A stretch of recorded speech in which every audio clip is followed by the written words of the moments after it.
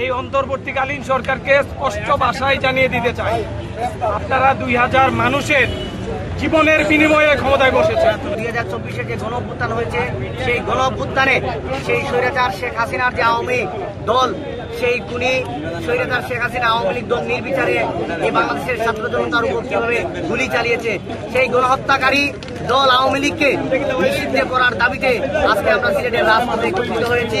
আমরা দেখতে পাচ্ছি 2000 শহীদের রক্তের উপর দাঁড়িয়ে যে অন্তর্বর্তীকালীন সরকার এখন পর্যন্ত ক্ষমতায় আছে, সেই অন্তর্বর্তীকালীন সরকার এখন পর্যন্ত কোনো দৃশ্যমান বিচার আমরা দেখতে পাই নাই।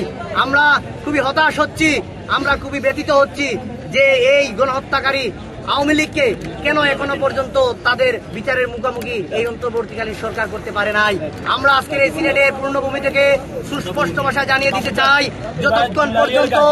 যতক্ষণ পর্যন্ত এই আওয়ামী লীগ গণহত্যাকারী আওয়ামী লীগকে নিষিদ্ধ করা না হচ্ছে, ততক্ষণ পর্যন্ত আমরা রাজপথে আমাদের কর্মসূচি অব্যাহত থাকবে। এই অন্তর্বর্তীকালীন সরকারকে স্পষ্ট ভাষায় জানিয়ে দিতে চাই, আপনারা 2000 মানুষের জীবনের বিনিময়ে ক্ষমতায় বসেছেন। আপনারা ভুলে গেলে চলবে না, এই ফ্যাসিস্ট আওয়ামী লীগ কতজন মানুষকে খুন করেছে, কতজন মানুষকে পঙ্গুত্ব বরণ করেছে, কতজন মানুষ তাদের জন্য এখনো হসপিটালের বেডে মৃত্যুর সাথে পাঞ্জা লড়তেছে। স্পষ্ট ভাষায় জানিয়ে দিতে চাই, এই আওয়ামী লীগকে নিষিদ্ধ করতে হবে। যদি কোনো প্রশাসনিক কর্মকর্তা যদি তাদের সেই ব্যক্তি দিতে চায়, তাদের অবস্থা এই আওয়ামী লীগ, যুবলীগ, ছাত্রলীগের মতো। তারা সরাসরি সামনে এসে বলুক যে আমরা আওয়ামী লীগকে নিষিদ্ধ চাই।